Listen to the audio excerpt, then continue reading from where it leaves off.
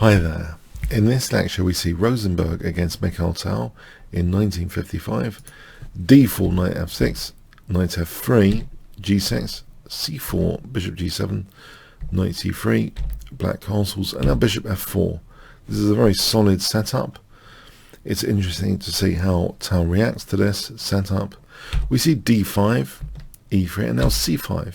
Bishop e2, c takes, e takes d4, knight c6, white castles, and now b6, knight e5, bishop b7, bishop f3, e6, c takes, and here we see knight takes e5, d takes, knight takes d5.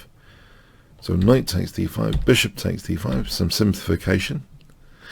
Now with e takes d5, so there's frontal pressure potentially on this pawn and also this pawn. We see queen b3, rook c8, which is a very interesting move actually, trying to use the hook sometimes of this pawn. That hook square is something which is an advantage of the isolated queen's pawn in general.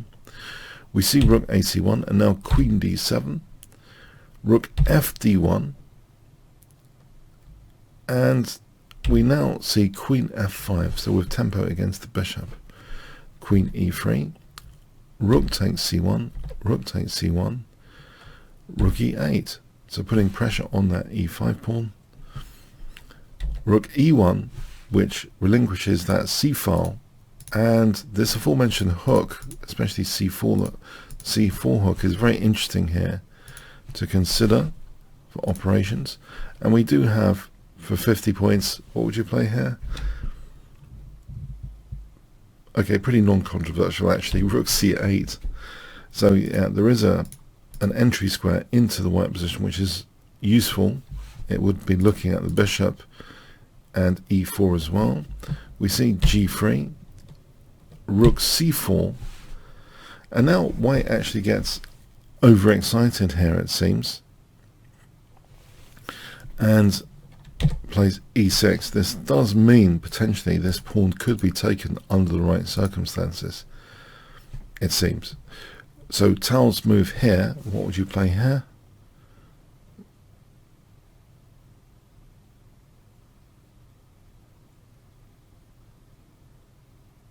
Okay, rook e4. Yeah, this is a very, very interesting move. So what is going on here? We see white's idea is e7, so offering the queen. If Tal takes the queen here, it is actually a total disaster. Can you see what white's beautiful concept is for 100 points? What does white play here? Okay, white actually just plays rook takes e3, pretty calm, because how is this pawn being stopped? It's a disaster. You know, this is going to be a total disaster, end of game. So taking the queen is totally out of the question. And in case you're wondering, e8, yeah, is not as strong by far. Even if there's a bishop h6 here, black can actually just about get out of this. There's a resource to get out of this, but okay, let's show it for the record. Queen b1 check and queen e4 check to take the rook off, and black's actually better. But yeah, just white doesn't have to do that. White can just play that calm resource. Here, by the way, if f6, rook takes f8 is checkmate. But yeah, it's what's very, very convincing is just rook takes e3. So maybe that's something to bear in mind when you have a dangerous passed pawn.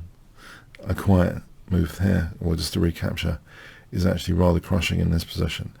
But okay, what does Tal do here for 200 points? What do you think Mikhail Tal plays in this position, which is going to give an advantage for black, pretty non-controversially?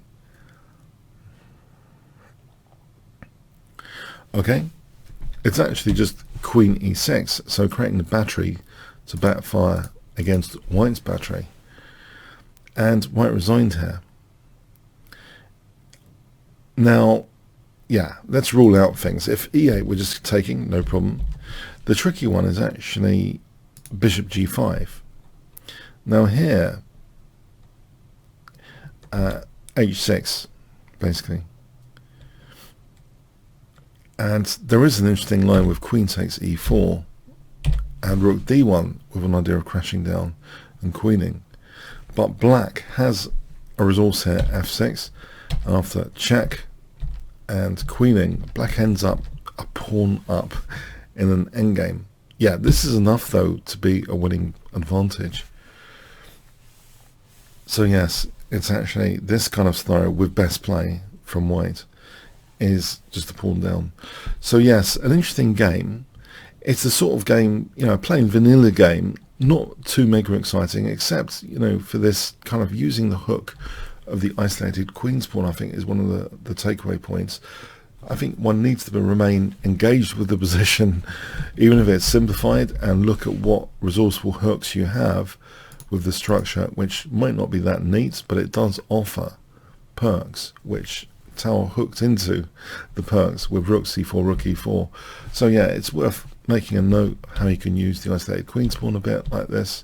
And this is a great way of handling a very, very dangerous passed pawn with great care, with great caution. Yeah, if the opponent's offering their queen, don't automatically take it. When there's a pawn on the 7th, a lot of magic generally is happening on the chessboard. So a very, very careful move, which consolidates things and casts out on this e7. So yes, very, very interesting. I hope you enjoyed that one. Thanks very much. Hi there. Thanks for getting to the end of the YouTube video. If you would like to see other Mikhail Tal games, I actually have an amazing course for Mikhail Tal, which is currently at 4.9 with over 400 students. You can check this out from the Kingscrusher TV page. So Chess Strategy and Tactics, Mikhail Tal's amazing games.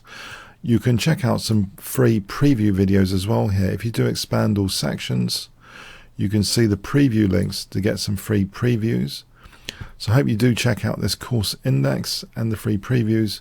So I really had a thrilling time actually checking out Mikhail Tal's games. So yeah, the YouTube video here you saw was just a sample from this course. I hope you check it out.